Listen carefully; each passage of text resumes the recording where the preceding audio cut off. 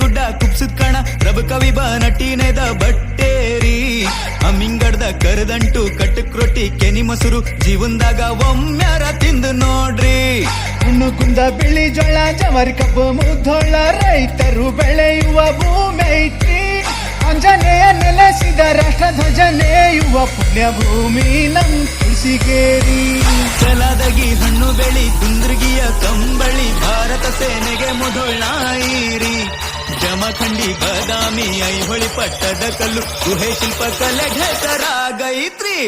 ಬಾಗಲಕೋಟಿ ಇದು ಬಾಗಲಕೋಟಿ